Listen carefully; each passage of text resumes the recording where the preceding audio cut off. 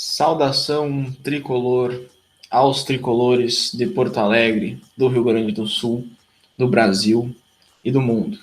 Estamos começando o 6º episódio do podcast Imortal 1903. Quem vos fala é Kercher. Eu estou acompanhado pelo meu grande amigo Charão e hoje faremos comentários do pós-jogo entre Grêmio 1, Fortaleza 1, pela 10ª rodada do Campeonato Brasileiro de 2020. Charão, meu amigo, o que tu tem a dizer sobre essa tortura na tarde de domingo? Kercher, mais uma atuação horrível do Grêmio. Tricolor que deu boas perspectivas para o seu torcedor após a vitória contra a equipe do Bahia, numa atuação muito segura do Grêmio. Após abrir o placar, o Grêmio que naquela partida tinha começado muito mal, mas com o gol do Alisson aos 24 do primeiro tempo, o Grêmio conseguiu tranquilizar a partida e ter uma boa atuação. Mas foi diferente hoje. O Grêmio hoje é a tônica do que é o Grêmio na temporada de 2020. O Grêmio hoje não teve nada diferente do que foi o Grêmio contra o Ceará, contra o Vasco, contra a equipe do Sport, contra a equipe do Atlético Goianiense. É um Grêmio que não tem infiltração, é um Grêmio que não tem mobilidade, é um Grêmio que é um time estático, é um Grêmio que tem falhas no sistema defensivo, é um Grêmio que tem falhas na bola aérea, é um Grêmio que não consegue finalizar. Então o Grêmio hoje foi a tônica do que é o Grêmio em 2020. O Grêmio no primeiro tempo deu um chute no gol, que foi uma finalização do Alisson numa jogada do Diego Souza. No primeiro tempo, em certo momento, o jogador que mais tentava finalizar era o David Braz, que adiantava bastante e recebia bolas ali na intermediária de ataque e finalizava de qualquer jeito. O Grêmio hoje é a tônica do que é o trabalho do Renato Portaluppi há algum tempo. E a gente tenta acreditar, por ser nosso grande ídolo, por ser multicampeão como jogador, como treinador, mas infelizmente a gente sabe que a perspectiva é muito pequena. A atuação do Grêmio hoje foi muito ruim, Kercher. A atuação do Grêmio hoje escancara mais um problema que vem acontecendo há muitos anos, que é o problema físico. O Maicon voltou de lesão, jogou 30 minutos e já se lesionou novamente. Então o Grêmio, infelizmente, não sai do lugar. Nós poderíamos muito bem ter pegado o pós-jogo da partida contra o Atlético Goianiense e ter só mudado o título e ter lançado como se fosse o pós-jogo da partida contra o Fortaleza hoje. Foi um empate horripilante do Grêmio, numa atuação horripilante do Grêmio. Infelizmente, a gente não sai do lugar. O Grêmio até volta bem para a segunda etapa, com a entrada do Luiz Fernando. O Grêmio empata com o gol do Diego Souza logo no início, mas o mesmo Luiz Fernando sofre uma expulsão infantil. E como eu vou acreditar que um jogador desses tem psicológico para disputar uma Copa Libertadores da América, no momento que o Grêmio estava mais próximo de fazer o gol da virada? O Grêmio mais uma vez perdeu o pênalti, que é um problema que tem acontecido o ano todo. O Renato foi substituir bem fora o Luiz Fernando aos 45 do segundo tempo, quando colocou Ferreira e colocou o Guilherme Azevedo. O Cortez falhou o jogo todo e o Diogo Barbosa ficou no banco. Então o Grêmio escancara muitos problemas. A gente é repetitivo falando em infiltração, a gente é repetitivo falando de mobilidade, a gente é repetitivo falando sobre intensidade, a gente é repetitivo sobre falar que o Grêmio é uma equipe estática hoje. Só que, infelizmente, o Grêmio é tudo isso, Kersh. O Grêmio não tem padrão de jogo mais. O Grêmio, infelizmente, toca a bola de um lado para o outro o jogo todo. Muito pouco entra na área. Quando conseguiu, foi na segunda etapa, quando tinha Everton, quando tinha Alisson, quando tinha Luiz Fernando, quando já tem o Orejuela, que chega bastante. O Grêmio começou a pressionar a equipe do Fortaleza, mas esses 20 minutos de intensidade de bom futebol foram por água abaixo com a expulsão do Luiz Fernando.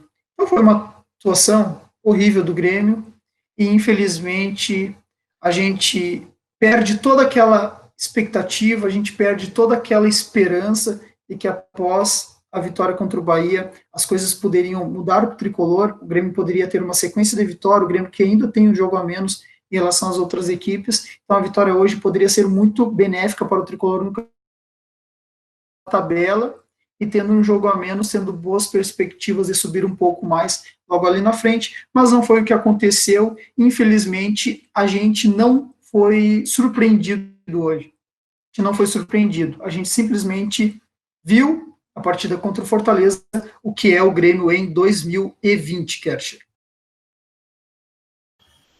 Complicado, complicado. Quem sabe, sabe. Quem não sabe, estuda. Quem sabe o Renato Portaluppi não esteja precisando dar uma revisada nesse material dele. Antes do jogo, eu estava animado. Gostei da personalidade do Renato. Ele coloca o time titular para buscar esses 3 pontos importantíssimos em caso contra o Fortaleza. Em face, né, da importância desses 3 pontos, né, frente à sequência brutal de jogos que o Grêmio vai ter, né, coisa que foi comentado no vídeo passado. Mas quando começa o jogo, eu até percebi que não ia ser fácil fazer gol no Fortaleza, que tava um ferrolho.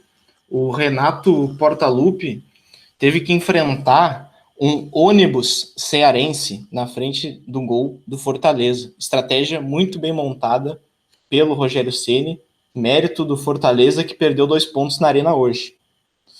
Orejuela, um cara com muito talento, mas hoje ele tentou enfeitar demais e já colocou o Grêmio em perigo logo aos 3 minutos naquela defesa do Vanderlei.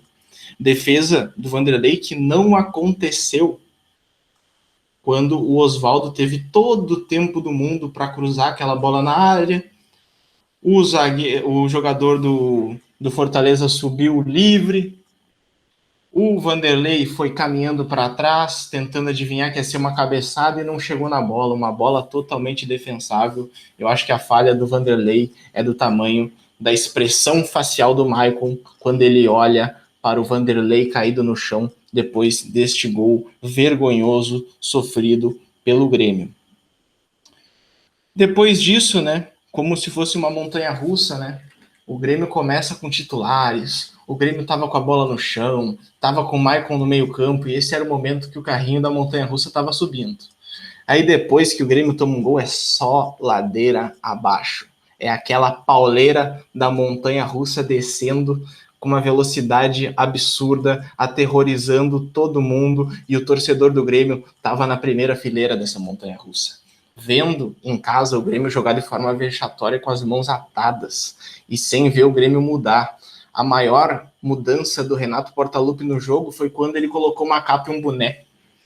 Então, eu também não sei como é que ele fica com o Diego Barbosa no banco o jogo todo, sendo que o Cortez fez uma das piores partidas da vida dele hoje.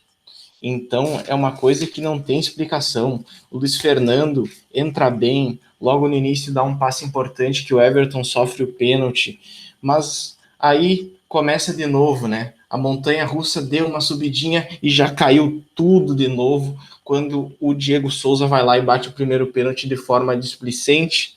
O Luiz Fernando aproveita o rebote, mas tem invasão na área, e aí começa aquela melancolia de novo. Vai para a segunda cobrança, o cara quase pega o pênalti de novo. Quando é que o Grêmio vai treinar pênalti? Quando é que o Grêmio vai ter um batedor oficial, um cara que vai bater o pênalti de forma decente, de forma eficiente, de forma que o torcedor só na caminhada do jogador já vai ver que aquilo ali não vai dar coisa boa, Charão? É impressionante, Kersh. O Grêmio já perdeu uns 4, 5 pênaltis na temporada. Mas é isso, cara.